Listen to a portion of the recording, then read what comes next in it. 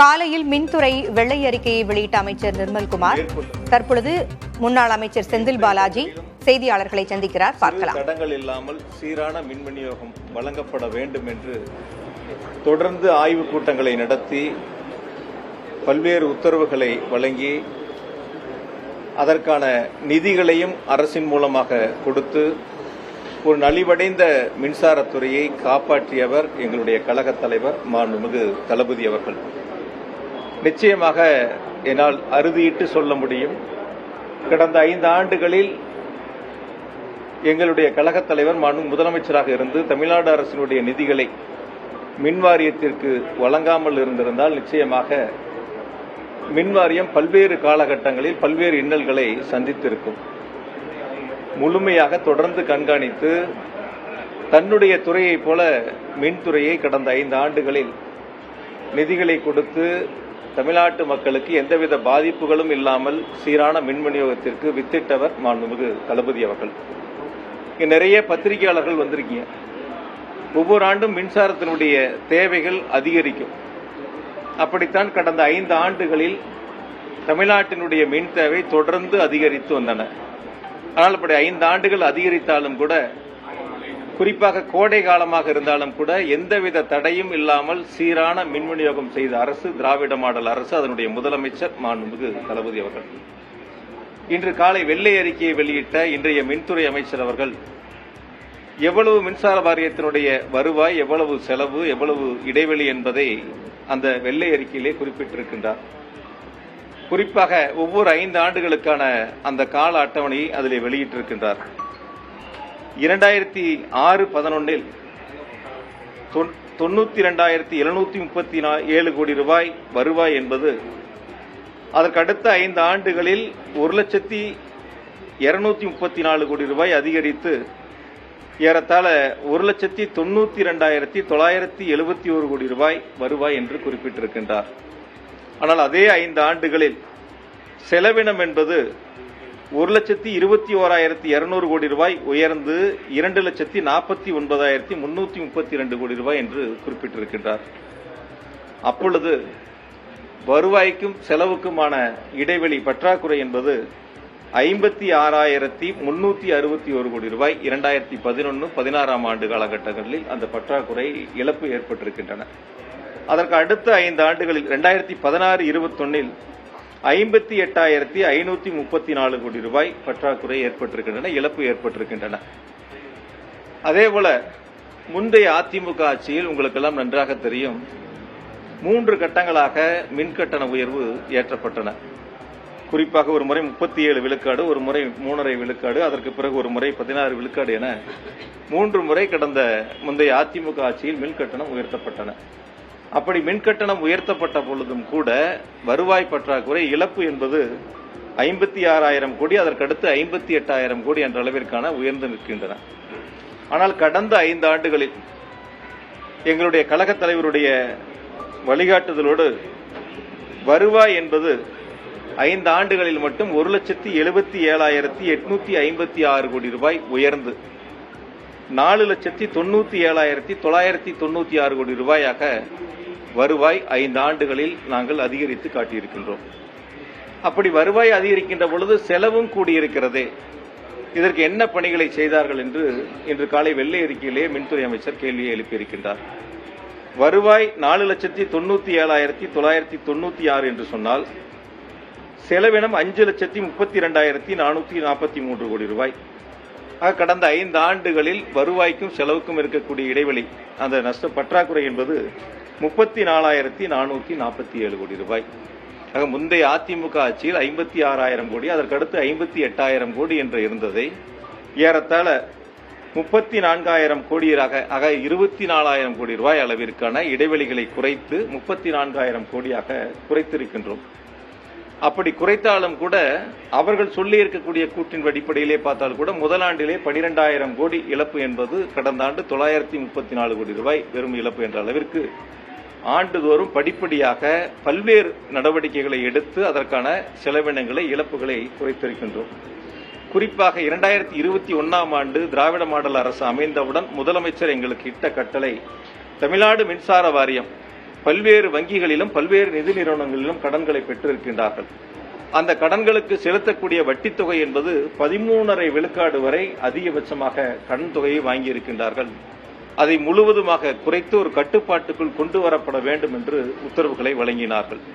அப்படி கடந்த காலங்களில் எந்தெந்த வங்கிகள் நிதி நிறுவனங்களில் 13.5% வரை வட்டிகளுக்காக நிதிகள் பெறப்பட்டதோ அதையெல்லாம் அவரிடத்திலே பேசி ஒத்துக்கொள்ளாத இடத்திலே அந்த தொகையை நாங்கள் கட்டி மீதம் இருக்கக்கூடிய வங்கிகளில் நிதி நிறுவனங்களை கடனை பெறக்கூடிய ஒரு சூழலை உருவாக்கினோம். அதிகபட்சம் தமிழ்நாடு மின்சார வாரியத்தினுடைய கடன் வட்டி தொகை என்பது 9.5 விழுக்காட்டிற்குள் முழுமையாக கட்டுப்படுத்தி கொண்டு வரப்பட்டன. இதன் மூலமாக ஒரு ஆண்டிற்கு 1200 கோடி ரூபாய் 1500 கோடி ரூபாய் அளவிற்கான சேமிப்புகளை எங்களால் உருவாக்க முடிந்தது. அதேபோல கடந்த முந்தைய அதிமுக ஆட்சியில் பிளேயாஸ் இருக்கு, உங்களுக்கு தெரியும், தெர்மல் பிளான்ட்ல ஏற்பட்ட அந்த பிளேயாஸ் விற்பனை செய்யப்படும். அது ஒரு வருஷத்துக்கு 90 கோடி ரூபாய் அந்த அளவுக்கு தான் மின்சார வாரியத்திற்கான வருவாய் வந்துச்சு. அதை உயர்த்த வேண்டும் என்ற நோக்கத்தோடு வெளிப்படைத்தன்மையோடு அதுக்கான ஒப்பந்தங்கள் கோரப்பட்டு விற்பனை செய்யப்பட்டதன் அடிப்படையில் பார்த்தீங்கன்னா ஏறத்தாழ ஒரு வருடத்திற்கு 160 கோடி ரூபாய் அளவிற்கு அதற்கான விற்பனைகள் ஏறத்தாழ கடந்த முந்தைய அதிமுக ஆட்சியை விட 2 மடங்கு அளவிற்கு அந்த பிளேயாஸினுடைய வருவாய் உயர்த்தி அதிகரிக்கப்பட்டன. இப்படி தொடர்ச்சியாக பல்வேறு நடவடிக்கைகள் மேற்கொள்ளப்பட்டு வருவாய் ஒரு பக்கம் அதிகரித்தாலும் செலவினம் ஒரு பக்கம் அதிகரிக்கிறது. அந்த செலவினம் வருவாய் அதிகரித்த அளவிற்கு செலவினத்திற்கான பணிகள் எங்கே மேற்கொண்டார்கள், அதற்கான இழப்புகள் எப்படி சென்றது என்பதை அவர் ஒரு பட்டியலை போட்டு பேசியிருக்கின்றார்.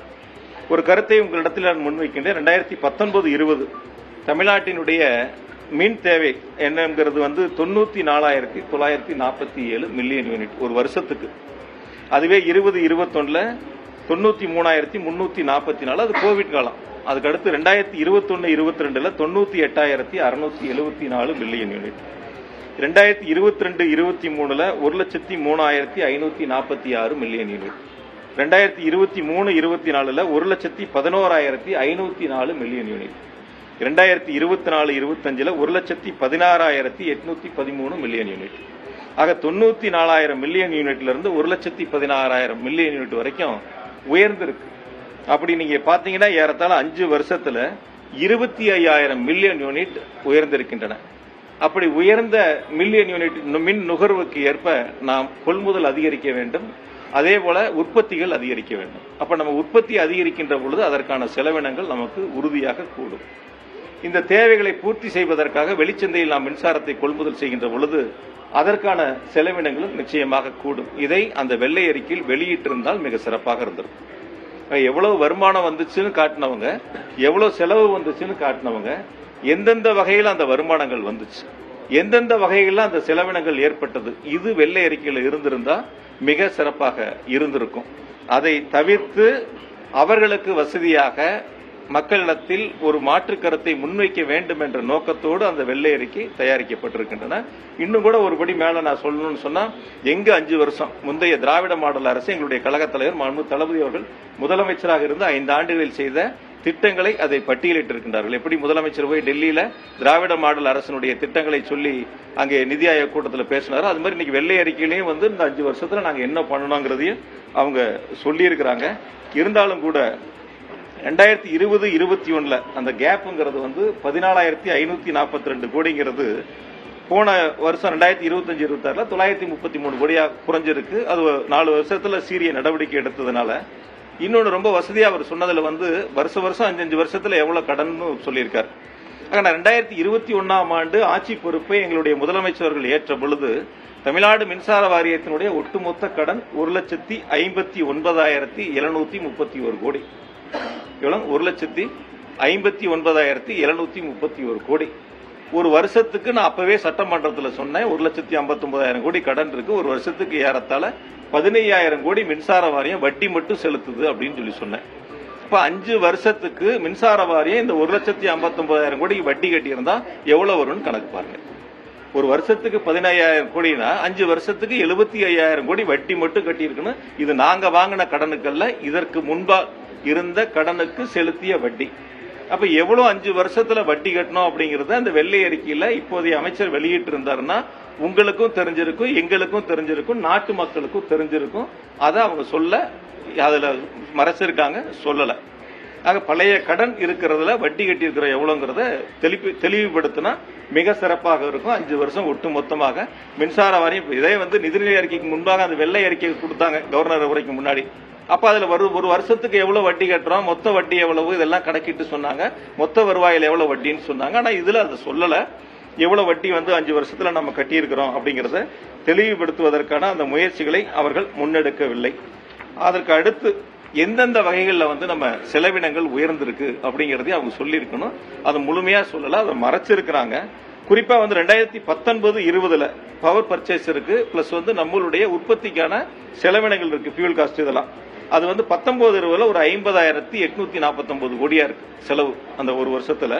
24-25 பாத்தீங்கன்னா அது 65,000 கோடியா உயருது. ஏறத்தாழ 50,000 கோடியிலிருந்து 65,000 கோடினா பர்ச்சேஸும் நம்மளுடைய உற்பத்திக்கான ஃபியூல் காஸ்ட் இதெல்லாம் சேர்த்துனீங்கன்னா ஒரு 15,000 கோடி உயருது. அப்ப அது நம்மளுடைய எவ்வளவு மின் தேவை நம்ம இடத்துல அதிகரிச்சிருக்கோ அந்த மின் தேவை அதிகரிகளுக்கு ஏற்ப உற்பத்தியை நாம் ஒரு பக்கம் அதிகரித்திருக்கின்றோம்.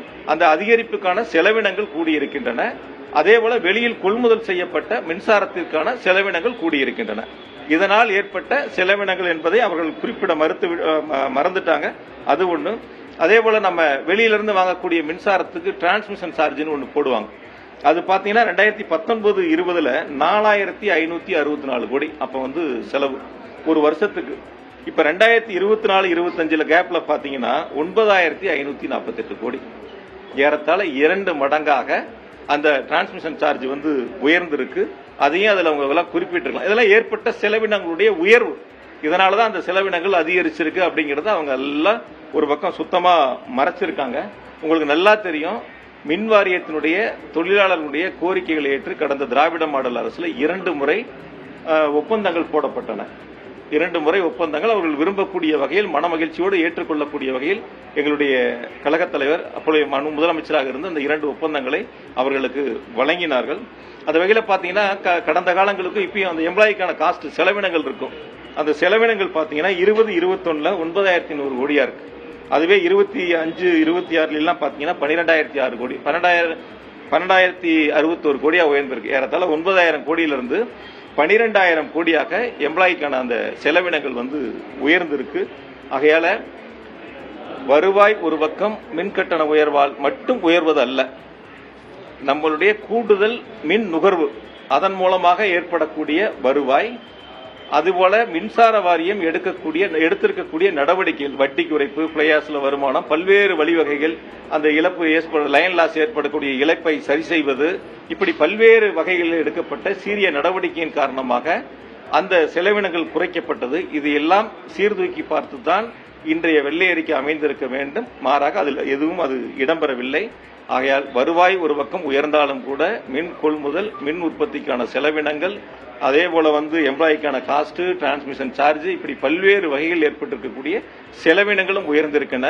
செலவினங்கள் உயர்ந்தாலும் கூட நாங்கள் இழப்பை குறைத்திருக்கின்றோம். இந்த கடைசி ஆண்டு வெறும் 933 கோடி அளவிற்கு குறைந்திருக்கின்றன. அதற்கு முழு முதல் காரணம் எங்களுடைய கழகத் தலைவர், திராவிட மாடல் ஆட்சியினுடைய நாயகர் மாண்புமிகு தளபதி அவர்கள் என்பதை இந்த நேரத்தில் நான் பெருமையோடு சுட்டிக்காட்ட கடமைப்பட்டிருக்கின்றேன். அதே போல மின்சாரத்தினுடைய தேவைகளை பற்றி சொன்னாங்க. இப்ப எப்படி நம்ம ஓன் ஜெனரேஷனு, அதே போல ஒன்றிய அரசினுடைய தொகுப்புல வாங்குறது, மத்திய தொகுப்புல வாங்குறது, பிரைவேட்ல பர்ச்சேஸ் பண்றது, இது நமக்கு தேவையான அளவுக்கு ஆண்டுக்காண்டு உயரக்கூடிய அளவிற்கான நம்முடைய மின் உற்பத்தி திட்டங்களை செயல்படுத்துவது, அதே போல மத்திய தொகுப்பிலிருந்து நாம் பெறுவது, தனியாரிடமிருந்து பெறுவது, இது எல்லாம் சேர்த்துதான் நம்ம அதுக்கான பணிகளை முன்னெடுக்கிறோம். அவங்க சொல்லும் போது சொன்னாங்க, இந்த மாதிரி அதிகபட்சம் 21,307 மெகாவாட் அதிகபட்ச உச்சபட்ச மின் தேவை ஏற்பட்டிருக்கு ஒரு நாள்ல.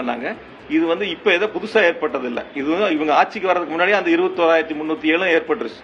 இவங்க ஆட்சி பொறுப்பேற்றதுக்கு அப்புறம் கூட அந்த அளவுக்கு கூட உயரல. 2020-21 பாத்தீங்கன்னா 16,481 மெகாவாட்டா இருந்துச்சு.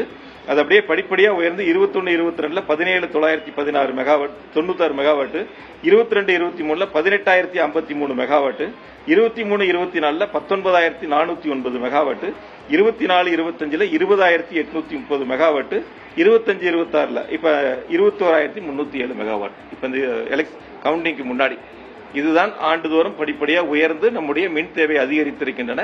இந்த மின் தேவை அதிகரித்ததற்கேற்ப நாம் பல்வேறு பணிகளை செஞ்சிருக்கோம். இன்னொன்று ரொம்ப விவரமா காலையில் ஒரு கருத்தை முன் வச்சாரு. அதாவது மின்சாரத்தினுடைய தேவைகளை நம்ம பூர்த்தி செய்யக்கூடிய வழிகள் இருக்கு. எமர்ஜென்சிக்கு நம்ம எக்ஸ்சேஞ்சில் வாங்குறோம். அந்த எக்ஸ்சேஞ்சில் வாங்குறதுக்கு அன்றைய எக்ஸ்சேஞ்ச் என்ன ரேட்டு நிர்ணயிக்குதோ அந்த ரேட்டை நம்ம எக்ஸ்சேஞ்சுக்கு தான் பணம் கொடுக்குறோம். யாரும் நமக்கு சப்ளை பண்றவங்களுக்கு நம்ம கொடுக்கறது இல்ல. மின்சார வாரியம் யார் எக்ஸ்சேஞ்சு கொடுக்குறாங்கன்னு நமக்கு தெரியாது. நம்ம எக்ஸ்சேஞ்சில் பணத்தை கட்டுறோம், அவங்க நமக்கு சப்ளை கொடுக்குறாங்க, நம்ம அதை பயன்படுத்திக்கிறோம், அவ்வளவுதான். இதுதான் எக்ஸ்சேஞ்சுக்கும் மின்சார வாரியத்துக்கும் உள்ள நடைமுறைகள். யார் சப்ளையர், கருப்பா சாப்பா யாருமே நமக்கு தெரியாது. யாருமே அதுதான், இப்ப இருந்தாலும் சரி, முன்னாடி இருந்தாலும் அதுதான். அதனால எக்ஸ்சேஞ்சுக்கு எமர்ஜென்சிக்கு நம்ம வாங்குறோம். இன்னொன்னு ஷார்ட் டைம்ல நம்ம டெண்டர் போட்டு வாங்குறது இருக்கு. அதே போல மீடியம் டைம்ல நம்ம டெண்டர் போட்டு வாங்குறது இருக்கு. லாங் டைம்ல டெண்டர் போட்டு வாங்குறது இருக்கு. இப்ப ஷார்ட் டைம்னா ஒரு வருஷத்துக்குள்ள தேவையானதுக்கு நம்ம டெண்டர் போட்டு வாங்கிக்கலாம். இந்த வருஷம் நமக்கு எவ்வளவு தேவையோ அதை மட்டும் டெண்டர் போட்டு வாங்கிக்கிறது. மீடியம் டைம்னா 3 வருஷத்துல இருந்து 5 வருஷத்துக்கு நமக்கு எவ்வளவு தேவையோ அதை நம்ம டெண்டர் போட்டு வாங்கிக்கிறது. லாங் டைம்னா 5 வருஷத்துக்கு மேல நமக்கு எவ்வளவு தேவையோ அதை வாங்கிக்கிறது. இதுதான் மின்சார வாரியத்தினுடைய நடைமுறைகள். இன்னைக்கு காலையில மின்துறை அமைச்சர் சொல்லும் போது லாங் டேர்ம்கான பர்ச்சேஸ்க்கான வேலைகளுக்கு நாங்க இப்ப தொடங்கி இருக்கோம், விரைவில் அதுக்கான பணிகளை மேற்கொள்ள போறோம்னு சொன்னாங்கன்னு நினைக்கிறேன். நீங்க எல்லாம் பார்த்திருப்பீங்க. அதை அதாவது ஒரு வகையில் நமக்கு அதிகமான தேவைகள் சம்மர்ல தான் இருக்கு. கோடை காலங்கள்ல தான் நம்முடைய உச்சபட்ச மின் தேவைகள் இருக்கும். இப்போ 2 மாசங்கள் அதிகபட்சம் போனா ஒரு 2.5 மாசம் 3 மாசம் 2 மாசங்கள் தான் அதிகபட்சம் நம்ம எடுத்துக்க முடியும். ஏப்ரல் மேல எடுத்துக்கலாம். அதனால அந்த காலகட்டங்களுக்காக அந்த 2 மாசத்துக்காக நீங்க லாங் டேர்ம்னு போனீங்கன்னா குறைஞ்சது ஒரு 5 வருஷத்துக்கு டெண்டர் போடணும். இப்ப அந்த லாங் டேர்முக்கான கட்டணத்தை நம்ம கொடுக்கறோம் அப்படின்னு நினைச்சோம்னா மின்சாரமே நம்ம அவங்க கிட்ட வாங்கலனா கூட அவங்களுக்கான பிக்சட் சார்ஜை கொடுக்கணும். நம்ம என்ன டெண்டர் கண்டிஷன்ல போட்டிருக்காங்களோ அந்த பிக்சட் சார்ஜை அவங்களுக்கு கொடுக்கணும். அதனால சம்மர்ல கூடுது, அந்த 2 மாசம் கூடுது, 15 நாள் கூடுது, 1 மாசம் கூடுது அப்படின்னா இதுவரைக்கும் நம்ம இந்த 4-5 ஆண்டுகள் எப்படி நம்ம அதை மெயின்டைன் பண்ணி கண்ட்ரோல் பண்ணணும் அப்படின்னு கேட்டீங்கன்னா 1 வாரம் தேவை அப்படின்னு நம்ம உணர்ந்தோம்னா அந்த 1 வாரத்துக்கான பர்ச்சேஸ் மட்டும் வச்சுக்கிட்டோம், அதை மட்டும் டெண்டர் போட்டோம். 1 மாசத்துக்கு தேவைன்னா அந்த 1 மாசத்துக்கான டெண்டர் மட்டும் போட்டோம். இல்ல 60 நாட்களுக்கு தேவைன்னா 60 நாட்களுக்கான டெண்டர் மட்டும் போட்டோம். அப்படி போட்டா கூட எந்த இடங்கள்லயும் அதிகமான விலைகள் நம்ம கொடுக்கல. இன்னைக்கு காலையில பாத்தீங்கன்னா அந்த ஒயிட் பேப்பர்லயே என்ன ஆவரேஜ் ரேட்டுங்கிறதுலாம் நீங்க எல்லாரும் பாத்தீங்க. மினிமம் ரேட் அதுல எவ்வளவு இருக்கு என்னங்கிறதையும் பார்த்தங்க. அதனால எந்த இடங்களையும் நம்ம கூடுதலான விலைகள் கொடுத்து மின்சாரத்தை வாங்கப்படவில்லை. குறிப்பா இன்னும் ஒண்ணு, இந்த மின்சாரத்துல அவர் சொன்ன அந்த தோணி எப்படி இருக்குன்னு பாத்தீங்கன்னா இதான் அந்த மின்சார கொள்முதல்ல மிகப்பெரிய ஒரு தவறுகள் நடந்தது, இழப்புகள் நடந்தது, நிறைய அதுல லீக்கேஜ் இருக்கு, அதை அடைக்கணும், சீர்திருத்தம் பண்ணணும், இப்படி பல கருத்துக்களை ஒவ்வொரு இடையிலையும் ஒவ்வொரு ஸ்லைட் அப்பயும் அந்த கருத்துக்களை முன் வச்சுட்டு வந்தாங்க. அதாவது இது கம்ப்ளீட் மின்சாரத்தினுடைய கொள்முதல்ங்கிறது தனியார்ட்ட வாங்குறது எல்லாமே டெண்டர் தான். யாரு வேணாலும் டெண்டர் போடலாம். ஒண்ணு நம்ம ஸ்டேட்டுக்குள்ள இருக்கிறவங்க போடலாம், ஸ்டேட்டை தாண்டி வெளியில இருக்கிறவங்களும் போடலாம். அவங்க என்ன பிரைஸ் கோட் பண்றாங்களோ அந்த பிரைஸ் டான்ஜெட்கோ ஏத்துக்கிட்டா அதுக்கான அக்ரிமெண்ட் போடுவாங்க. அந்த பிரைஸ் டான்ஜெட்கோ ஏத்துக்கலன்னா அதுக்கான அக்ரிமெண்ட் போட மாட்டாங்க. திரும்ப அவங்களை கூப்பிட்டு ரேட்டை குறைக்க சொல்லி பேசுவாங்க. குறைக்கிறதுக்கு ஒத்துக்கிட்டா டான்ஜெட்கோ அக்ரிமெண்ட் போடுவாங்க, ஒத்துக்கலன்னா ரீடெண்டர் போவாங்க. இதுதான் ஒவ்வொரு ஆண்டுகளும் இருக்கக்கூடிய நடைமுறை. ஆகையால அதை மின்துறை அமைச்சர் கொஞ்சம் அதை பார்க்கணும், ஸ்டடி பண்ணி பார்க்கணும் எப்படி கடந்த காலங்கள். அதனால நம்முடைய மின் தேவையை பூர்த்தி செய்யக்கூடிய அளவிற்கான மின் உற்பத்தி திட்டங்கள் கடந்த காலங்கள் நிலுவையில் இருந்ததை 2 திட்டங்கள் முடிக்கப்பட்டு பயன்பாட்டிற்கு கொண்டு வரப்பட்டிருக்கின்றன. புதிய திட்டங்கள் அறிவிக்கப்பட்டிருக்கின்றன. அதேபோல பம்பு ஸ்டோரேஜ் உள்ளிட்ட திட்டங்கள் நாங்கள் முன்னெடுத்து அதற்கான பணிகளை விரைவாக முடிப்பதற்கு மிக வேகமாக போர்க்கால அடிப்படையில் அந்த பணிகளை செஞ்சிருக்கிறோம். அதேபோல பணியாளர்கள் பற்றாக்குறையை பத்தி காலையில வெள்ளை அறிக்கையில ரொம்ப கோடிட்டு காட்டினாங்க. ஒவ்வொரு முறையும் போகும்போது எங்க பத்திரிகையாளர் பார்த்தாலும் பணியாளர் பற்றாக்குறை 60,000 பேர் ஷார்டேஜ், 65,000 பேர் ஷார்டேஜ், 70,000 பேர் ஷார்டேஜ். மதுரையில பார்த்தாலும் சரி, சென்னையில பார்த்தாலும் சரி, மின்வாரியத்தில் பார்த்தாலும் எங்க பார்த்தாலும் இந்த ஒரு பேச்சு தொடர்ந்து மின்துறை அமைச்சர் முன்வைக்கிறாங்க. கடந்த காலங்களிலும் இதே பணியாளர்கள் தான் இருந்தாங்க. இதே பணியாளர்கள் வச்சுதான் எந்தவித பாதிப்பும் இல்லாம சீரான மின் விநியோகம் கொடுத்தோம். எந்த பாதிப்பும் இல்லை. பொதுவா மின்சார வாரியத்தை பொறுத்த வரைக்கும் அங்க இருக்கக்கூடிய பணியாளர்கள் நம்ம போற்றி வணங்கணும். மழை, வெயில், இரவு, பகல், நேரங்காலம் எதுவும் பார்க்க மாட்டாங்க. 24 மணி நேரம் பணி செய்யக்கூடிய, அதுவும் அர்ப்பணிப்புணர்வோடு பணியாற்றக்கூடியவர்கள் எங்களுடைய மின் வாரியத்தினுடைய பணியாளர்கள். உள்ளபடியே நம்ம ஒரு நிமிஷமோ 5 நிமிஷமோ பவர் கட் ஆச்சுன்னா நம்ம ரொம்ப வருத்தப்படுறோம். ஆனா அவங்க நேரங்காலம் பாக்குறது இல்ல, வீடுகளுக்கு கூட போகாம உட்கார்ந்து இரவு பகல் பார்க்காம மழை வெள்ளம் பார்க்காம வேலை செய்யறாங்க. அப்படி பாராட்டுக்குரியவர்கள். அந்த பணியாளர்களை வச்சுதான் நாங்கள் கடந்த 5 ஆண்டுகள் எந்தவித தடையும் இல்லாமல் சீரான மின் விநியோகம் செய்யப்பட்டிருக்கின்றன. குறிப்பா கடந்த 5 ஆண்டுகளில் 343 பணியாளர்கள் எடுக்கப்பட்டதா அந்த வெள்ளை அறிக்கையில குறிப்பிட்டிருந்தாரு. நேற்று வந்து ஏஇ போஸ்ட், ஏஏஓ போஸ்ட் எல்லாம் எடுத்து ஏறத்தாழ ஒரு 401 பேர்த்துக்கு இன்றைய மின்துறை அமைச்சர், இன்றைய முதலமைச்சர் அவருடைய வச்சு அவர்களுக்கான பணி ஆணைகள் கொடுத்தாங்க. நான் உங்க மூலியமா ஒண்ணு மின்துறை அமைச்சர்கிட்ட கேட்டுக்கிறேன். இது தாவேகா அரசினுடைய மின்துறை அமைச்சர்கிட்ட, இந்த ஆட்சி பொறுப்பேற்ற 40 நாளைக்குள்ள இந்த மின்சார வாரியம் டிஎன்பிசிக்கு ஒரு லெட்டர் எழுதி இவ்வளவு போஸ்ட் எங்களுக்கு காலியா இருக்கு, நீங்க தேர்வு பண்ணி கொடுங்கன்னு அனுப்பி இந்த 40 நாட்களுக்குள்ள டிஎன்பிசி வந்து அவங்களுக்கு எக்ஸாம் வச்சு அதை ரிசல்ட் கொடுத்து தேர்வு பண்ணி அந்த பட்டியலை மின் வாரியத்துக்கு கொடுத்து நேற்று ஆணைகள் கொடுத்தாங்களான்னு ஒரு கேள்வி மட்டும் வைக்கிறேன். இந்த 40 நாட்களுக்குள்ள இது நடந்திருந்ததுன்னா அவங்க பெருமையோட சொல்லலாம். அதுல அந்த ஒயிட் பேப்பர் ரிலீஸ் பண்ணும்போது ஒரு கருத்து சொன்னார், இது ஏதோ வந்து அவங்க ஒரு பைசா செலவு இல்லாம ரொம்ப வெளிப்படைத்தன்மையோட கொடுத்தோம் அப்படின்னு சொல்லிட்டு. முந்தைய ஆட்சியில் 5 பேர் 10 பேரா அழைச்சு பேசுவாங்க, ஏதோ பேசுவாங்கலாம் சொல்லி சொன்னார். இந்த டிஎன்பிசியில யார் அப்ளிகேஷன் போட்டா, யார் எக்ஸாம் எழுதுனா, யாருக்கு ரிசல்ட் வந்துச்சு, யாருக்கு அப்பாயின்மெண்ட் வந்துச்சுன்னு தெரியாது. பொதுவா மின்சார வாரியம் பொதுவா டிஎன்பிசியில இருந்து வரக்கூடியது என்னன்னா, அந்த தேர்வு செய்யப்பட்டவங்களுடைய பட்டியல் சம்பந்தப்பட்ட துறைக்கு வரும்.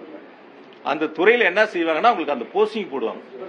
எந்த இடங்களுக்கு போஸ்டிங் போடுவாங்க, நியரஸ்ட் அவங்களுக்கு எங்க இருக்க பணியிடங்கள் அந்த போஸ்டிங் போடுவாங்க. அது மட்டும்தான் அந்த துறையினுடைய வேலை. இது கூட தெரியாம ஒரு மின்துறை அமைச்சர் வந்து சொல்றாரு 5 பேர் 10 பேர்த்த அழைச்சி பேசுவாங்க. இந்த அவர் வெளியிட்ட அந்த ஆணைகள் கொடுக்கப்பட்ட 401 போஸ்டும் கடந்த ஆகஸ்ட்ல எக்ஸாம் வச்சு, கடந்த ஆகஸ்ட் மாசம் எக்ஸாம் வச்சு தேர்வு செய்யப்பட்டு நேற்று அதுக்கான ஆணைகளை கொடுத்திருக்காங்க. இப்ப தேர்தல் இல்லாம இருந்தா நாங்களே எங்க முதலமைச்சர் வச்சு அந்த ஆணைகளை நாங்க கொடுத்திருப்போம். அதை வந்து ஏதோ அவங்களே வந்து டிஎன்பிசிக்கு அனுப்பிச்சு அவங்களே வெளிப்படைத்தன்மையோடு எடுத்ததை போல அவங்களே வந்து எந்த விதமான இது இல்லாம ரீல்ஸ் வரைக்கும் அந்த லெவலுக்கு அவங்க எடுத்துட்டு போயிருக்காங்க. முதல்ல அவர் கொஞ்சம் உணரணும், அதாவது யதார்த்த நிலையை உணரணும். எந்த அரசியல் நடந்துச்சு, எப்படி நடந்துச்சு, அது எப்ப நடந்துச்சு, இப்ப நம்ம அதை எப்படி கொடுக்கறோம் அப்படிங்கறத கொஞ்சம் ஒத்துக்கணும். அவங்க நாங்க ஒத்துக்கிறோம், போன ஆட்சியில என்னெல்லாம் நடந்துச்சு, முந்தைய அதிமுக ஆட்சியில இப்ப நாங்க என்னெல்லாம் செஞ்சிருக்கோம், இந்த ஒப்பீடுகளை சொல்றோம். அந்த ஒற்றுக்கொள்ளக்கூடிய யதார்த்த மனநிலை இந்த மின்துறை அமைச்சர்கிட்ட வேணும். அது இருக்குன்னு நான் எதிர்பார்க்கிறேன். அதே போல வந்து நான் இன்னும் கூட அவருக்கு கொஞ்சம் வெளிப்படைத்தன்மையோட சொல்றேன். டெக்னிக்கல் அசிஸ்டன்ட் இருக்காங்க, டிப்ளமோ ஹோல்டர்ஸ், அவங்களுக்கு ஒரு 656 பேர்த்துக்கு டிஎன்பிசியில் ரெடியா இருக்கு. அதுவும் நாங்க அனுப்பிச்ச பட்டியல் தான். அது பட்டியல் ரெடியானா அவங்க உடனே மின்துறை அமைச்சர் அவங்களுடைய முதலமைச்சரை வச்சு பணியாணைகள் அவங்களுக்கு கொடுக்கலாம். அதே போல வந்து ஐடிஐ முடிச்சவங்களுக்கு ஃபீல்ட் அசிஸ்டன்ட், அது ஒரு 1795 பேர்த்துக்கு எல்லாம் முடிச்சு டிஎன்பிசி ரெடியா இருக்கு. அதையும் இன்றைய முதலமைச்சரை வச்சு இன்றைய மின்துறை அமைச்சர் வந்து கொடுக்கலாம். இதெல்லாம் உங்களுக்கு ஒரு வழிகாட்டு, இதெல்லாம் பாக்கி இருக்கு, அதையும் சேர்த்து சொல்லுங்க. ஆனா ரீல்ஸ் மட்டும் வந்து நீங்க எதை கொடுத்தீங்க, வெளிப்படைத்தன்மையோட செஞ்சீங்கன்னு தயவு செஞ்சு மக்கள்கிட்ட ஏமாத்துற மாதிரியான ஒரு செய்திகளை போட வேண்டாம் அப்படிங்கறத என்னுடைய வேண்டுகோள். அதனால வந்து கடந்த காலங்களில் மின்வாரியம் டிஎன்பிசிக்கு அனுப்பி தேர்வு செய்யப்பட்ட பணியிடங்கள் தான் நேற்று வழங்கப்பட்ட அதற்கான பணி நியமன ஆணைகள். இனி அடுத்து வரக்கூடிய டிப்ளமோ ஹோல்டர்ஸா இருந்தாலும் சரி, ஐடிஐ முடிச்சவங்களா இருந்தாலும் சரி, ஃபீல்ட் அசிஸ்டண்டா இருந்தாலும் டெக்னிக்கல் அசிஸ்டண்டா இருந்தாலும், அதுவும் கடந்த திமுக ஆட்சியில் எங்களுடைய கழக தலைவர் முதலமைச்சராக இருந்து எடுத்துக்கொள்ளப்பட்ட பணிகள் தான் இப்பொழுது அதற்கான ஆணைகளை வழங்குவதற்கு தயாராக இருக்கின்றன. அதே போல போன 5 வருஷத்துல மின்வாரியத்தினுடைய உள்கட்டமைப்புகளை பத்தி சொன்னாங்க. போன 5 வருஷத்துல என்னென்ன வேலைகள் நடந்துச்சு, 122 துணை மின் நிலையங்கள் முடிச்சு பயன்பாட்டுக்கு கொண்டு வரப்பட்டதுன்னு அந்த வெள்ளை அறிக்கையிலே இருக்கு. அந்த வெள்ளை அறிக்கையிலே 122 துணை மின் நிலையங்கள் கடந்த 5 ஆண்டுகள்ல முடிச்சு பயன்பாட்டுக்கு கொண்டு வரப்பட்டிருக்குன்னு இணைக்கப்பட்டிருக்குன்னு சொன்னாரு. ஆனா சொல்லும் போது என்ன சொன்னார், எந்த வேலையும் நடக்கல, எந்த வேலையும் நடக்கல, நடுவுல எந்த வேலையும் நடக்கல, எந்த வேலையும் நடக்கலன்னு ஒரு வார்த்தைகள் இடையில இடைச்சல்களா வந்துட்டு இருந்துச்சு. அதுக்கப்புறம் இன்னொன்னு என்ன அதுல குறிப்பிட்டாங்க அப்படின்னு சொல்லி பாத்தீங்கன்னா, மின்மாற்றிகள் இருக்கு, டிரான்ஸ்பார்மர், அது வந்து 99,573 கடந்த 5 வருஷத்துல போடப்பட்டதா அவரே அந்த வெள்ளை அறிக்கையில சொல்லியிருக்காரு. அப்புறம் சொல்லிட்டு திரும்ப சொன்னார் எதுவும் நடக்கல அப்படின்னு சொல்லி சொன்னார். அதுக்கப்புறம் பாத்தீங்கன்னா அதுல இஹெச்டி லைன் இருக்கு, ஒரு 4003 கிலோமீட்டர் போன 5 வருஷம் போட்டிருக்காங்க அப்படின்னு அந்த வெள்ளை அறிக்கையில தெளிவா சொல்லியிருக்காங்க. சொல்லிட்டு என்ன சொன்னாரு, எதுவும் நடக்கல. அதுக்கப்புறம் வந்து ஹெச்டி லைன் இருக்கு, ஒரு 25,963 கிலோமீட்டர் போன 5 வருஷம் வந்து உள்கட்டமைப்பு பணிகள் அந்த மின் விநியோகத்துக்காக செய்யப்பட்டிருக்கு அப்படின்னு அந்த வெள்ளை அறிக்கையில கொடுத்துருக்காங்க. கொடுத்து முடிச்சுட்டு கொஞ்ச நேரம் கழிச்சு எதுவும் செய்யல அப்படின்னு சொல்லி சொன்னாரு. அதே போல வந்து எல்டி லைன் இருக்கு, ஒரு 23,179 கிலோமீட்டர் அளவுக்கு வந்து போன 5 வருஷம் போட்டிருக்காங்க அப்படின்னு சொல்லி அந்த வெள்ளை அறிக்கையில கொடுத்தாரு. கொடுத்து முடிச்சுட்டு எல்லாம் இடையில கேப்ல வரும்போது திரும்ப ஒரு முறை என்ன சொன்னாரு, போன 5 வருஷம் எதுவும் நடக்கல, வருமானம் கூடிச்சு, ஆனால் செலவு எங்கே போச்சுன்னு தெரியல, அந்த பணங்கள் நிதிகள் எங்கே போச்சுன்னு தெரியல அப்படிங்கிற ஒரு கருத்தை முன் வச்சார். இது எல்லாம் அவங்க சொன்ன அவங்களுடைய வெள்ளை அறிக்கையிலிருந்து எடுத்துக்கொள்ளப்பட்ட சரத்துகள், அவர்கள் சொன்ன எண்ணிக்கையை தான் இப்போ நான் இந்த நேரத்தில் உங்க இடத்துல முன்வைக்க விரும்புகிறேன். அதே போல 25 வருஷத்துக்கு மேலா இருக்கக்கூடிய சப்ஸ்டேஷன் மின்மாட்டிகளை பற்றி சொன்னார். இதெல்லாம் 25 வருஷத்துக்கு மேல ஆயிடுச்சு, இதெல்லாம் இப்ப மாத்தணும், கணக்கில் எடுத்துக்கணும். இதெல்லாம் அதாவது யாருக்குமே தெரியாதவங்களுக்கு வேணா அது ஒரு புதுசா தெரியும். ஏன்னா இவர் இப்பதான் போய் 40 நாள் ஆச்சு, அதனால அவருக்கு அது புதுசா தெரியும். ஏற்கனவே மின் வாரியத்தில் பணியாற்றக்கூடியவங்களுக்கு இது தொடர்ந்து அங்கேயே இருக்கிறதுனால அவங்களுக்கு இதெல்லாம் ஒவ்வொரு அரசும் ஆண்டுதோறும் செய்யக்கூடிய தொடர் நடைமுறை பணிகள். ஒவ்வொரு வருஷமும் எடுப்பாங்க. இப்ப நம்ம அசம்பிளியில் அனௌன்ஸ் பண்ணுவோம், ஒவ்வொரு வருஷமும் இந்த வருஷம் எவ்வளவு துணை மின் நிலையங்கள் எடுத்துக்கிறோம், ஒவ்வொரு வருஷமும் அப்படி நம்ம துணை மின் நிலையங்களுடைய அறிவிப்புகளை வெளியிடுவோம். அந்த வகையில போன 5 வருஷத்துல 423 துணை மின் நிலையங்களுக்கான அறிவிப்புகள் வெளியிடப்பட்டன. 5 வருஷம் சேர்ந்து 423 துணை மின் நிலையங்கள்ல பணிகள் முடிக்கப்பட்டு பயன்பாட்டு கொண்டு வரப்பட்டது இருக்கு, பணிகள் நடந்துகிட்டு இருக்கிறது ஒரு பக்கம் இருக்கு, நிலம் எடுத்து அதற்கான திட்ட மதிப்பீடுகள் தயார் செய்யப்பட்டு டெண்டர் கோர வேண்டிய ஸ்டேஜில் இருக்கிறது இருக்கு, சில பணிகள் நிலம் இல்லாத இடங்களும் இருக்கு. இது எல்லாம் தொடர் நடைமுறைகள். அதனால ஏதோ புதுசா 25 வருஷத்துக்கு மேல இருக்கிறது அப்படின்னு சொன்னார். நான் கூட ஒரு கருத்து சொல்ல முடியும். அதாவது என்னன்னா, எங்கெல்லாம் நாங்க இந்த லோ வோல்டேஜ் இருக்கு அந்த மாதிரி இருக்கிறதெல்லாம் நாங்க கணக்கெடுத்து ஏறத்தால 20,000க்கும் மேற்பட்ட டிரான்ஸ்பார்மர் மாத்திரம். உங்களுக்கே தெரியும், அதை நான் சட்டசபையிலையும் சொன்னேன், சில நேரங்களில் பத்திரிகையாளர்கிட்டையும் சொன்னேன். இதெல்லாம் மின்சார வாரியம் கணக்கெடுத்து செய்யக்கூடிய பணிகள். இப்ப சென்னையில் எடுத்துக்கிட்டீங்கன்னா பாத்தீங்கன்னா ஆர்எம்யூ போட்டோம். நிறைய எங்களுடைய கழக இளைஞர் அணி சிலர் துணை முதலமைச்சராக சேப்பாக்கம் திருவல்லிக்கணியில் கூட அவருடைய கைகளாலேயே அந்த ஆர்எம்யூ பயன்பாட்டுக்கு கொண்டு வந்தாங்க. அப்படி பாத்தீங்கன்னா 5433 ஆர்எம்யூ சென்னை உட்பட அந்த சட்டமன்ற தொகுதிகளில் நிறுவப்பட்டிருக்கு. அதுல இன்றைய மின்துறை அமைச்சருடைய முதலமைச்சர் தொகுதி பெரம்பூர் தொகுதியிலேயே நீங்க பாத்தீங்கன்னா 260 ஆர்எம்யூ போட்டு 260 ஆர்எம்யூ பெரம்பூர் தொகுதியிலேயே கடந்த 5 ஆண்டுகளில் நிறுவப்பட்டிருக்கின்றன. 5433 புதிய ஆர்எம்யூகள் நிறுவப்பட்டிருக்கின்றன. சென்னையில் அதே போல யூஜி கேபிள் எங்கெங்கெல்லாம் முடிக்காம இருந்ததோ பல நேரங்களில் நான் சட்டசபையில சொன்னேன், யூஜி கேபிள் முடிக்காத இடங்கள்ல அது முழுமையாக முடிக்கப்பட்டு பயன்பாட்டுக்கு கொண்டு வரப்பட்டிருக்கின்றன. அதையும் நான் எவ்வளவு வேண்டாங்கிறதையும் சொன்னேன். அதே போல ஒரு நிகழ்ச்சி ஒன்று மின்வாரியத்தினுடைய தலைமை அலுவலகத்தில் நடந்துச்சு.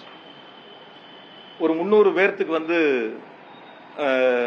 பணி உயர்வு கொடுத்து, அவங்களுக்கு இ போஸ்ட் பணி உயர்வு கொடுத்து, ஏதோ புதுசா இந்த அரசு வந்தோடனே இது வரைக்கும் மின்வாரியத்தில் பணி உயர்வே நடக்கல, 20 வருஷமா காத்திருந்த ஒருத்தர் என்ன பார்த்தாருன்னு இன்னைக்கு அந்த ஒயிட் பேப்பர் ரிலீஸ் பண்றப்ப பத்திரிகையாளர் சந்திப்புல சொன்னாங்க. எனக்கு தெரிஞ்ச வரைக்கும் ஒவ்வொரு வருஷமும் அந்த மின்கல பணியாளர்களை கேட்டாலே சொல்லுவாங்க, அங்க இருக்கக்கூடிய தொழிற்சங்கங்களை கேட்டாலே சொல்லுவாங்க, ஒவ்வொரு வருஷமும் தேதி குறிப்பிடாமல் தேதி மாறாமல் அந்த குறிப்பிட்ட தேதிக்கு முன்பாகவே மின்சார வாரியம் கடந்த 5 ஆண்டுகளாக அவர்களுக்கான பணி உயர்வு வழங்கப்பட்டிருக்கின்றன. இவர் கடைசியா நாங்க ஒரு 300 பேர்த்துக்கு கொடுத்தோம் அப்படின்னு சொல்லி ஒரு கருத்தை முன் வச்சார். நாங்க அனுப்பின பட்டியல் நீதிமன்றத்தில் அந்த கேஸ் இருந்துச்சு. டைரக்டா போஸ்டிங் வந்தவங்களுக்கும் உள்ள டிபார்ட்மெண்ட்ல இருந்து படிச்சு அந்த போஸ்டிங் வந்தவங்களுக்கான வித்தியாசங்கள் கோர்ட்ல இருந்துச்சு. அந்த கோர்ட் 11ஆம் தேதி 11/3/2026 ஒரு தீர்ப்பு சொல்றாங்க. அந்த தீர்ப்பின் அடிப்படையில் நாங்க 12ஆம் தேதி சம்பந்தப்பட்ட அலுவலகங்களுக்கு அந்தந்த மாவட்டங்கள்ல பட்டியலை சரிபார்த்து எங்களுக்கு தலைமைக்கு திருப்பி அனுப்புமாறு மின்சார வாரியம் கேட்டிருக்கு. அந்த பட்டியலை சரிபார்த்து கொடுங்க. 11ஆம் தேதி தீர்ப்பு, 12ஆம் தேதி அந்தந்த அலுவலகங்களுக்கு அனுப்பி வச்சு பட்டியலை சரிபார்த்து கொடுங்கன்னு அனுப்பிச்சிருக்காங்க. 13ஆம் தேதி அந்த பட்டியல் சரிபார்க்கப்பட்டு உடனடியா 416 பேர் அனுப்பிச்ச பட்டியலை சரிபார்த்து தலைமை அலுவலகத்துக்கு 13ஆம் தேதி கொடுத்துறாங்க. 14ஆம் தேதி சனிக்கிழமை, 15ஆம் தேதி ஞாயிற்றுக்கிழமை, 15 தேர்தல் தேதிக்கான அறிவிப்பு வந்துச்சு. 15ஆம் தேதி தேர்தல் தேதிக்கான அறிவிப்பு வந்துச்சு. சரி, தேர்தல் தேதி அறிவிப்பு வந்துருச்சு, பணி உயர்வு வழங்க முடியாது, நிறுத்தி வச்சாச்சு, வாக்கு எண்ணிக்கை முடிஞ்சிருச்சு, புது அரசு பதவி எடுத்துச்சு. அப்போ ஒரு 300 பேர்த்துக்கு அந்த பணி உயர்வு கொடுத்துருக்கிறீங்க. அப்ப வெளிப்படைத்தன்மையோட சொல்லணும்ல, எந்த தேதியில நீதிமன்றம் உத்தரவு போட்டுச்சு, எந்த தேதியில தலைமை அலுவலகத்திலிருந்து சம்பந்தப்பட்ட அலுவலகங்களுக்கு இந்த பட்டியல் சரிபார்த்து கொடுங்கன்னு அனுப்பிச்சாங்க, எந்த தேதியில பட்டியல் சரிபார்த்து தலைமை அலுவலகத்துக்கு வழங்கப்பட்டது, இடையில எத்தனை நாள் இருந்துச்சு, எதனால இது நிறுத்தி வைக்கப்பட்டு புதிய அரசு பொறுப்பேற்றவுடன் இந்த பணி நியமன அந்த பணி உயர்வு வழங்கப்பட்டிருக்கிறது கொஞ்சம் வெளிப்படைத்தன்மையோட சொல்லியிருந்தா யதார்த்தத்தை நம்ம உணரலாம். ஆனா அவங்க எப்பயுமே வெளிப்படைத்தன்மை எதிர்பார்க்க முடியாது. ஏன்னா வழக்கமா திராவிட மாடல் அரசினுடைய திட்டங்களுக்கு ஸ்டிக்கர் ஒட்டுற அரசு தான் இன்றைய தாவேக அரசு. அப்படிதான் ஒன்னொன்னே அவங்க செஞ்சுக்கிட்டு இருக்காங்க. இந்த பணி உயர்வுலையும் அப்படிதான் பண்ணியிருக்காங்க. பணி நியமன ஆணைகள்லையும் தாவேக அரசு ஸ்டிக்கர் ஒட்டி தான் ஏதோ அவங்க கொடுத்தது போல ஒரு கருத்தை முன் வச்சிருக்காங்க. அப்புறம் இன்னொன்னு வந்து சொன்னாரு, கடந்த 5 வருஷத்துல வந்து புதிய தொழிற்சாலைகள் எதுவும் பெருசா வரல அப்படிங்கிற மாதிரி ஒரு கருத்தை அப்படியே போற போக்குல பேச்சுவாக்கில் ஒரு செய்தியை முன் வச்சாரு. நான் அதுக்கு ஒரு உதாரணத்தை அவருக்கு சொல்றேன். அவர் போய் எடுத்து பார்க்கட்டும். மின் வாரியத்தில் கொஞ்சம் தெரிஞ்சுக்கிட்டோம், கொஞ்சம் நாளா தெரிஞ்சுக்கிட்டேன் எப்படி என்னங்கிறதுல. 2021-22 வந்து அந்த ஹெச்டி தொழிற்சாலை உயரழுத்த மின்சாரத்தை பயன்படுத்தக்கூடிய தொழிற்சாலைகள் எவ்வளவு மின்சாரத்தை பயன்படுத்தியிருக்காங்க அப்படின்னு பார்த்தாலே நமக்கு எந்த அளவுக்கு வந்து தொழிற்சாலைகளுடைய எண்ணிக்கை உயர்ந்திருக்கு, தொழில்துறை உயர்ந்திருக்குங்கிறத நம்ம பார்த்துக்க முடியும். ஹெச்டி பொறுத்த வரைக்கும் 21-22 27,000 மெகாவாட்டா இருந்துச்சு. 27,000 மில்லியன் யூனிட். 27,000 மில்லியன் யூனிட் ஒரு வருஷத்துல பயன்படுத்தின மின்சாரம் 21-22. அதுவே 24-25 34,000 மில்லியன் யூனிட். 34,000 million unit. ஆக மின்சாரத்தினுடைய நுகர்வு மில்லியன் யூனிட் உயர்ந்திருக்கு. இது அவர் எடுத்து இதெல்லாம் வெள்ளை அறிக்கையில் அவர் சொல்லியிருக்கலாம். இந்த மாதிரி வந்து எவ்வளவு மின் நுகர்வு உயர்ந்திருக்கு, அதுல தொழிற்சாலைகள்ல எவ்வளவு உயர்ந்திருக்கு, எல்டி தொழிற்சாலையில் எவ்வளவு இன்க்ரீஸ் ஆயிருக்கு, ஹெச்டி தொழிற்சாலையில் எவ்வளவு இன்க்ரீஸ் ஆயிருக்குன்னு சொல்லி இருந்தாருன்னா வெளிப்படைத்தன்மையோடு அந்த வெள்ளை அறிக்கை அமர்ந்த வந்திருக்கு அப்படிங்கிறத புரிஞ்சு கொள்ள முடியும். மாறாக அதெல்லாம் மறைக்கப்பட்டிருக்கின்றன.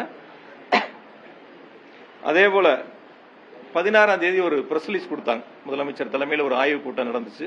மின்சார வாரியத்தினுடைய அடுத்த கட்ட நகர்வுகள் குறித்தான ஒரு பத்திரிகை செய்தியை வெளியிட்டாங்க. அந்த பத்திரிகை செய்தியில 121 புதிய துணை மின் நிலையங்கள் அல்லது மேம்படுத்தப்பட்ட துணை மின் நிலையங்கள் 10,109 கோடி ரூபாய் மதிப்பீட்டில் தற்பொழுது பணிகள் நடைபெற்று வருகின்றன போல முன்னெடுத்து கொண்டு வந்திருக்கின்றார்கள். இதை அவர் புரிஞ்சுக்கணும்.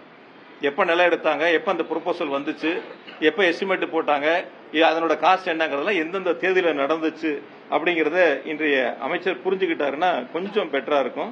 அப்புறம் அதே போல இன்னொன்னு சொன்னாரு. அந்த இடத்துல வந்து அந்த ஒப்பந்த தொழிலாளர்களை பத்தி உங்களுக்கு நல்லாவே தெரியும். மின்சார வாரியத்தில் வந்து பணிபுரியக்கூடிய ஒப்பந்த தொழிலாளர்ங்கிறது யார் டெண்டர் எடுத்தாங்களோ, அந்த கான்ட்ராக்ட் எடுத்தாங்களோ அவங்க கிட்ட பணிபுரியக்கூடியவங்க. பெரும்பான்மையா வந்து யாருமே மின்சார வாரியத்தில் 10 வருஷம் 15 வருஷம் அவங்க பணியாற்றி இருப்பாங்க. ஆனா யாரோ ஒரு ஒப்பந்தம் எடுத்தவங்க கிட்ட அவங்க கான்ட்ராக்ட் பேசிக்ல பணியாற்றி இருப்பாங்க. அதனால அவங்கள பணி நிரந்தரம் செய்யணுங்கிற அந்த கோரிக்கைகளை அவங்க முன் வச்சிருக்காங்க. அது சம்பந்தமா அவங்க ஏதோ வந்து மின்சார வாரியத்திலேயே 15-20 ஆண்டுகள் பணியாற்றியதை போல அந்த கருத்தை அவர் எடுத்துக்கொண்டார். இன்னொரு முறை அவர் தெளிவா அந்த துறையினுடைய அதிகாரிகளிடத்துல பேசி அதையும் அவர்கள் புரிந்து கொள்ள வேண்டும். அதே போல வந்து கிரீன் எனர்ஜிக்கு 5 ஜோனல் கொண்டு வந்திருக்கிறோம் அப்படின்னு சொல்லி சொன்னார். பொதுவாக ஒவ்வொரு அரசும் கூடுதலாக தேவையான புதிய மண்டலங்கள் உருவாக்குவது, புதிய வட்டங்கள் உருவாக்குவது, கோட்டங்கள் உருவாக்குவதெல்லாம் அந்தந்த கால சூழ்நிலைக்கு ஏற்ப, அதனுடைய மின் இணைப்புகளுக்கு ஏற்ப, தேவைகளுக்கு ஏற்ப புதிதாக உருவாக்கப்படுவது. அந்த வகையில் நாங்கள் கடந்த 5 ஆண்டுகளில் 3 புதிய மின் பகிர்மான கோட்டங்களை உருவாக்கணும். அதுல வந்து பாத்தீங்கன்னா கரூரா இருக்கட்டும், திருவண்ணாமலையா இருக்கட்டும், தஞ்சாவூரா இருக்கட்டும் 3 இடங்களை எங்களுடைய கழக தலைவர் முதலமைச்சராக இருந்து அதை திறந்து வச்சாங்க. அதே போல பாத்தீங்கன்னா ஒரு புதிய வட்டத்தை உருவாக்கணும். அதே போல வந்து 11 ஏடி ஆபீஸ் புதுசா எங்களுடைய முதலமைச்சருடைய திருக்கரங்களால் போன 5 வருஷத்துல திறந்து வைக்கப்பட்டது. இந்த புதிய அலுவலகங்கள் உருவாக்கப்படுவது என்பது அந்த சூழ்நிலைகளுக்கு ஏற்ப, தேவைகளுக்கு ஏற்ப உருவாக்கப்படுவது. அவர் கிரீன் எனர்ஜியில 2 ஜோனல் இருந்தது 5ஆ பண்ணிருக்கேன்னு சொன்னாரு. சரி, வரக்கூடிய காலங்கள்ல எங்க இருக்கு என்னங்கிறத பார்ப்போம், எப்படி அதனுடைய செயல்பாடுகள் அமைங்கிறது பார்ப்போம். அதே போல இப்ப இந்த மின்கட்டண உயர்வுங்கிறது இருக்காது அப்படின்னு சொல்லியிருக்காரு. சொல்லிட்டு இன்னொரு வார்த்தையும் சொன்னாரு. அந்த மின்கட்டண உயர்வுனால வந்து ஏத்தாதனால மின் வாரியத்துக்கு இழப்பு ஏற்படுமானா ஏற்படாதுன்னு ஒரு வார்த்தையை சொன்னார். எப்படி ஏற்படாம இருக்கும்? ஆனா எங்க முதலமைச்சர், எங்களுடைய கழக தலைவர் அவர்கள் வந்து மின்கட்டண உயர்வு, எங்களுடைய டிஎன்ஆர்சி வந்து ஒழுங்குமுறை ஆணையம் வந்து மின்கட்டண உயர்வை ஏத்துங்கன்னு உத்தரவு போடும்போது அரசு அதுக்கான நிதியை மின்சார வாரியத்துக்கு கொடுத்துருவாங்க. எங்க முதலமைச்சர் கொடுத்து பொதுமக்களுக்கு பாதிப்பு இல்லாம அரசு அந்த நிதிகளை கொடுத்து மின்சார வாரியத்திற்கு அந்த இழப்புகளை சரி செய்யும். அப்படிதான் இந்த அரசு செய்யணும். அது இன்னைக்கு அவர் சொல்லல. இந்த அரசு அந்த இழப்பீடுகளை கொடுப்பதற்கு இந்த அரசு தயாராகும். அப்பதான் மின்சார வாரியத்துக்கு இழப்பு ஏற்படாம இருக்கும். அதனால போற போக்குல வந்து இல்ல இழப்பு ஏற்படாது அப்படிங்கிற அந்த ஒரு வார்த்தை கடந்து செல்லக்கூடிய வார்த்தை அல்ல. கடந்த 5 ஆண்டுகளில் டிஎன்ஆர்சி வந்து ஒழுங்குமுறை ஆணையம் வந்து மின் கட்டணம் உயர்த்திய போதெல்லாம் அரசினுடைய நிதிகளை கொடுத்து முதலமைச்சர் பொதுமக்களுக்கு பாதிப்பில்லாத ஒரு சூழலை உருவாக்கி தந்தார்கள் என்பதை மட்டும் இந்த நேரத்தில் நான் சொல்றேன். அதே போல பேட்டரி ஸ்டோரேஜை பத்தி சொன்னாரு. இன்னொன்னு சொல்லுவாருன்னு நினைச்சு நான் அந்த பேட்டரி ஸ்டோரேஜை பத்தி, இது நாங்க இருக்கும் போதே இதுக்கான டெண்டர் வெளியிட்டு பேட்டரி ஸ்டோரேஜுக்கு டெண்டரும் முடிஞ்சு ஏறத்தாழ 1500 மெகாவாட் அவருக்கு வந்து கொடுக்கப்பட்டிருக்கு. இது அடுத்து நம்ம எவ்வளவு தேவைகள் இருக்கு அது ட்ரையல் பேசிக்ல இப்ப கொடுத்திருக்கு. ஃபர்ஸ்ட் பேசிக் கொடுத்தாச்சு, 1500 மெகாவாட் அவருக்கு கொடுத்தாச்சு. இப்ப அடுத்து இவங்க கூடுதலா கொடுக்கணும்னா கொடுக்கலாம். இது முன்னாடி இந்த திட்டங்களை எடுத்திருக்கிறாங்க. நாங்க அடுத்து இதை தொடர்ந்து இதை நாங்க செய்ய போறோம் அப்படின்னு சொல்லியிருந்தா பரவாயில்ல. இதை புதுசா அவங்க இப்ப கொண்டு வர்றதை போல ஒரு தோற்றத்தை உருவாக்கி இன்றைய ஒயிட் பேப்பர் ரிலீஸ் அப்ப பத்திரிகையாளர்கிட்ட சொல்லியிருக்காங்க. அதே போல பம்பு ஸ்டோரேஜை பத்தி சொன்னாங்க. புதிய மின் திட்டங்கள் இல்லைன்னு சொல்லிட்டு 15 இடங்கள்ல 13,500 மெகாவாட் அளவுக்கு இன்று காலையில் மின்துறை வெள்ளை அறிக்கையை வெளியிட்டிருந்தார் அமைச்சர் நிர்மல்குமார். பல்வேறு குற்றச்சாட்டுகளை அதில் முன்வைத்திருந்தார். டெண்டரில் முறைகேடு இருக்கிறது என்பது தொடர்பான பல குற்றச்சாட்டுகளை முன்வைத்திருந்த நிலையில் அதற்கு பதிலளித்து முன்னாள் மின்துறை அமைச்சர் செந்தில் பாலாஜி பேசியிருக்கிறார். டெண்டர் வழங்கப்பட்டதில் முறைகேடு இல்லை என பல்வேறு குற்றச்சாட்டுகளுக்கு விளக்கமளித்து பேசியிருக்கிறார். அதனை பார்த்தோம்.